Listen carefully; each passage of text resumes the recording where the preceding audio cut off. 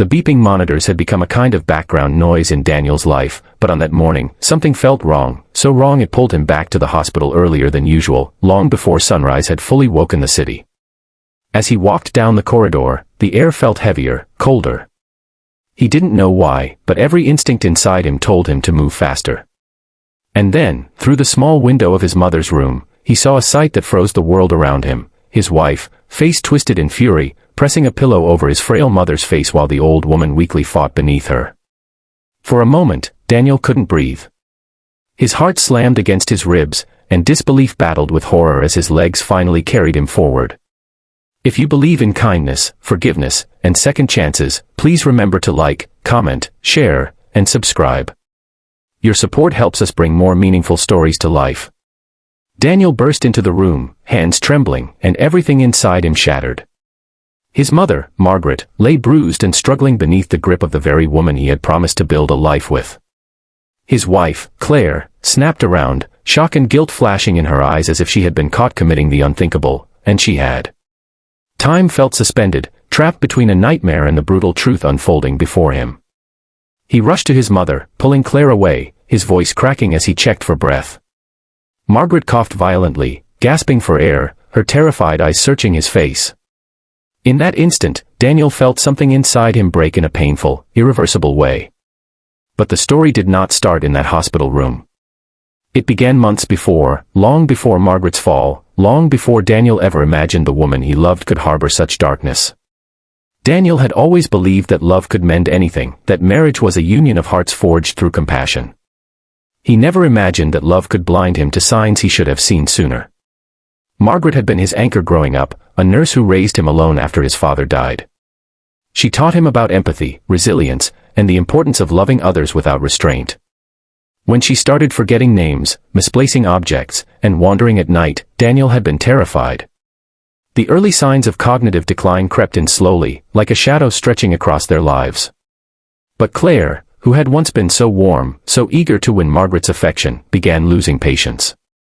She complained about the noise, the confusion, the unpredictability. She resented the responsibility. And each time Margaret made a mistake, Claire's frustration deepened into something sharper. Daniel tried to ignore it at first. He blamed stress, exhaustion, the pressure of caring for someone who was slipping away a little more each day. But deep down, far beneath the denial he clung to, he sensed a subtle shift in Claire's behavior, an edge in her tone, a hardness in her eyes whenever Margaret entered the room. Yet he convinced himself it was temporary. He wanted so desperately to believe his wife could love his mother the way he did, or at least respect her. The night Margaret fell was the first real warning. She had been found at the bottom of the staircase, bruised and unconscious. Claire claimed she had been upstairs the entire time, unaware of what happened. Daniel had believed her. He blamed Margaret's unsteady gait, her forgetfulness. The doctors called it an accident. Daniel accepted that. And Claire watched everything unfold in silence, her expression unreadable. But Margaret's injuries were severe enough to require hospitalization, and the weight of guilt began gnawing at Daniel's heart. He visited her every day, telling her stories, holding her hand, wishing life could rewind to a time when she was strong and steady and he never had to question the people he loved. One afternoon, Margaret tried to speak to him, voice trembling as she whispered that she didn't fall, that she had been pushed. Daniel dismissed it as confusion. The doctors said delirium was common. He comforted her gently, promising she was safe. But the way she looked at him, pleading, desperate, haunted him. Still, he chose denial over reality, because the alternative was too painful to consider. Then came the morning that changed everything. Daniel returned to the hospital earlier than usual because he had forgotten his phone charger the night before. It was supposed to be an ordinary moment, nothing more. Yet that simple oversight pulled him into the corridor just in time to witness the truth he had been running from for months. Inside that room, under the harsh fluorescent light, Claire's rage was undeniable. Her hands trembled with the force she used, her jaw clenched with a venom he had never seen. And Margaret, fragile and terrified, was fighting for her life.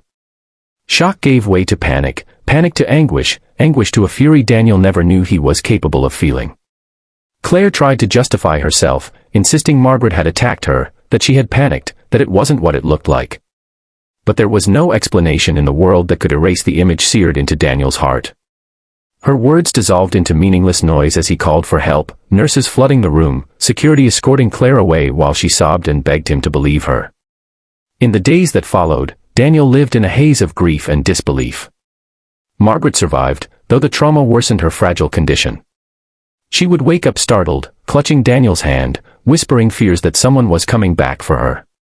He stayed by her bedside for hours, watching the woman who had given him everything struggle with a pain he could not undo. Claire's betrayal tore through him in waves. The heartbreak was suffocating, not just because of what she had done, but because he had ignored every sign leading up to that moment. He replayed every argument, every strange mark on Margaret's arms, every time Claire insisted she was overwhelmed.